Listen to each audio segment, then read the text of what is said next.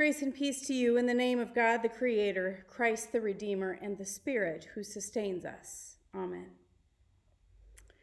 We've all seen the image somewhere. Maybe you remember watching Charlton Heston in the Ten Commandments every year. Or maybe the Disney movie The Prince of Egypt is your preferred film version of the story. Or maybe you remember an image of the burning bush from a children's Bible or a Sunday school curriculum. Wherever and however you've seen it, it's almost impossible for most Americans who grew up in the church to not have some version of that image appear in our mind's eyes when we hear this story. But what does it mean? Why is Moses there on Mount Horeb in the Sinai Peninsula instead of in Egypt with his fellow Hebrews? Why does God choose to appear to Moses instead of to someone else when Moses is so clearly unwilling to follow? And why now? The Hebrew people had been in Egypt for about 400 years, migrating there to avoid a famine in Canaan and settling in the land of Goshen, a rich and fertile land in the Nile Delta. They became more numerous than the Egyptians and very wealthy until a pharaoh came along who didn't remember what Joseph had done to save the Egyptians from the famine. This pharaoh oppressed the Hebrews, forcing them into slave labor and ordering that their newborn boys be killed. It was into this environment that Moses was born.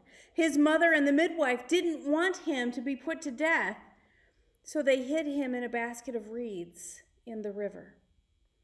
He was rescued and raised in luxury by the daughter of the pharaoh, who hired his mother to be his wet nurse. As an adult, he witnessed an Egyptian overseer beating a Hebrew slave and killed the Egyptian. He hid the body, thinking no one had witnessed what he had done. But then when he tried to break up a fight between two Hebrew men, two things became clear. First, that someone did know what he had done, and second, that the Hebrew people didn't think he was their ally. So when the Pharaoh sent people looking for him to arrest him for the death of the Egyptian overseer, he fled and ended up in Midian, where he married and helped to care for his father-in-law's livestock. 40 years later, there's a new Pharaoh in Egypt, and something has changed. Maybe the people have been holding out hope that the new Pharaoh would be better, or maybe they've finally reached the point where they're willing to do something in response to the oppression and violence. Or maybe God senses that this Pharaoh is different enough from the last that somehow the time is right for God to act. But it's a slow burn. God is moving, but in an unexpected direction. So when Moses is out on Mount Horeb with the flock, God causes a bush to have a fire blazing in the midst of it, but not to consume the bush. Now Moses would have been aware of the fire for his own safety and for that of the livestock he was tending. And to see a bush on fire and the fire not spreading to surrounding bushes or grasses, to see sparks not leaping and igniting anything in the vicinity, that would have piqued his curiosity. That would have been worth further investigation. So Moses investigates, and God sees him coming close and calls him by name. Calls him home. Moses hasn't felt at home for many years, if ever. He hasn't been at home among the Egyptians who have oppressed his people. The conflict with the arguing Hebrews made it clear that he didn't have a home with them. And even when he married his wife, his first child bears the name Gershom, which means sojourner there, because Moses is a sojourner in a foreign land. But he has a home with God. God reminds him that God's story is also his story, that God's relationships with his ancestors extend down through the generations, even to Moses. And now Moses knows why the bush is burning, but not burning up. Because God, who has created all things and works through creation, is in the bush. And to look on the bush is to look on God. And then God harkens back to our verses at the end of chapter 2. God has taken notice of the people's affliction, is paying attention to their crying out and suffering, and has come to fulfill the promises made to Abraham, to take them away from their place of suffering in Egypt and return them to Canaan. But the world has changed since the days when God acted alone to bring redemption or salvation to the children of Israel. The world has changed, and the people have changed, and God has changed. And among those changes is the covenant, a mutual agreement of love and faithfulness, protection and obedience, salvation and trust. And so God calls Moses, sending him to Egypt to lead the children of Israel out.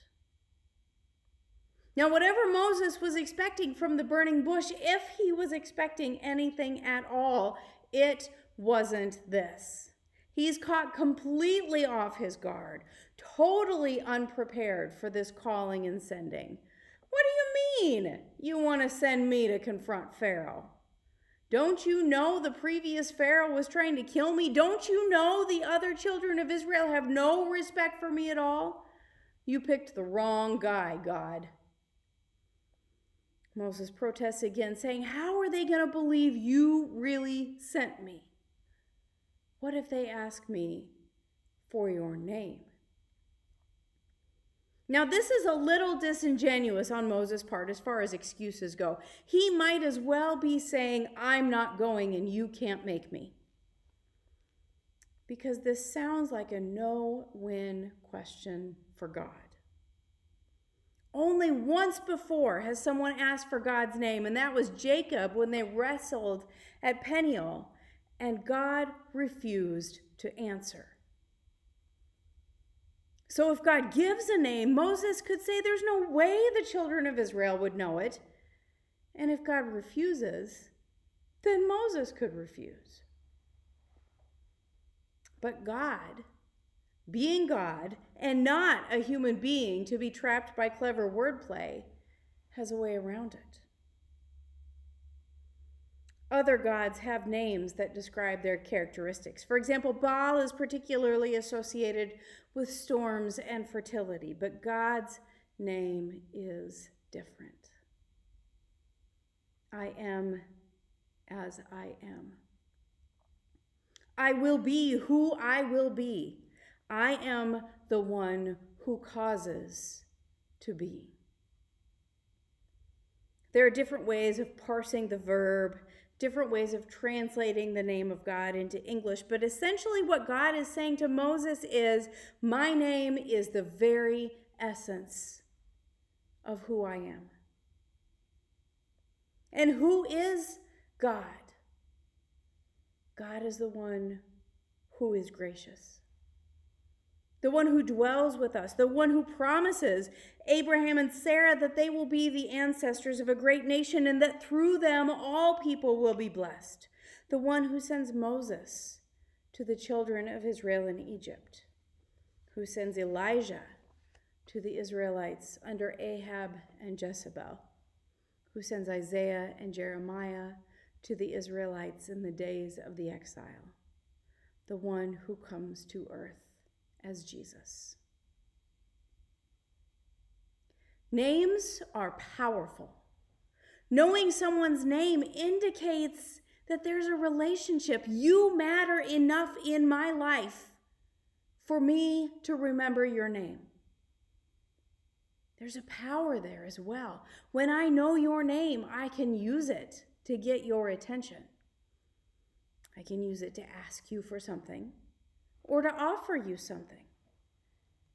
And when there's a history there, whether it's all the years of marriage or friendship or family affection behind the way we say someone's name, or whether it's knowing that I am is the God of our ancestors, there is an intimacy in the way we speak someone's name that communicates that history, that love and respect and affection. And so God gives Moses their name, and along with it, a claim on them. Moses can call on God anytime he needs. This name will be God's name for all generations because God's divine faithfulness will last for all generations. Do we still recognize God's name? Do we know what it sounds like when God calls our names? When God surprises us with the challenging and unexpected, with the hard work of following where God leads. Especially in these days when Christian nationalism is on the rise along with a performative expression of faith.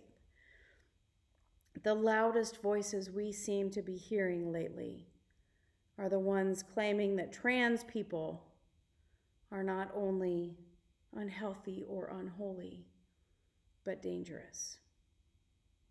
The ones claiming that many people with brown skin, especially our neighbors to the south, are violent gang members. The ones claiming to offer answers that needlessly stir up fear and conflict and encourage violence rather than discouraging violence and stirring up peace. How do we find a way to hear God through all the noise? And even when we do, it can be tempting to respond like Moses does. I don't know what to say, God. Send someone else. I'm not the one you're looking for. Moses' slow speech with a wooden tongue is interpreted by many scholars to be a speech impediment of some sort. He feels he isn't properly equipped to be God's mouthpiece. But God clearly doesn't feel the same. I know how you speak. People are different. Get over it. It's only a problem if you make it a problem. I'll teach you what I need you to say. Notice God doesn't say, I'll tell you what to say. God doesn't plan to be off stage feeding Moses his lines. Instead, God is going to equip Moses to do the talking. If we can find a way to get through all the noise to hear God calling us, I think we will find that God equips us in the same way. And one of the ways to cut through the noise is to listen to the message. Is it one of uniformity? One that claims that anything or anyone different is less equal? Or is it a message of different people with different abilities working together to achieve a common aim as Moses and Aaron work together, using the abilities that God gave them? Paul sent this same message to the people of Corinth when he wrote, "The body is one, even though it has many parts. All the parts, many though there are, comprise a single body. And so it is with Christ. It was by one Spirit that all of us, whether we are Jews or Greeks, slaves or citizens, were baptized into one body. If the foot should say, because I am not a hand, I do not belong to the body, does that make it any less a part of the body? If the ear should say, because I am not an eye, I do not belong to the body, would that make it any less a part of the body? If the body were all eye, what would happen to our hearing? If it were all ear, what would happen to our sense of smell? Instead of that, God put all the different parts into one body on purpose. If all the parts were alike, where would the body be? They are indeed many different members, but one body. The eye cannot say to the hand, I do not need you, any more than the head can say to the feet, I do not need you. And even though those members of the body which seem less important are in fact indispensable, if one member suffers, all the members suffer with it. If one member is honored, all the members share its joy. God no longer speaks directly to most of us, God tells Moses. God needs help to save the people from oppression. Moses, help. And it's okay that Moses can't do it alone. In the end, Moses will rise to the occasion. Moses will answer the call. I pray that we will too. Amen.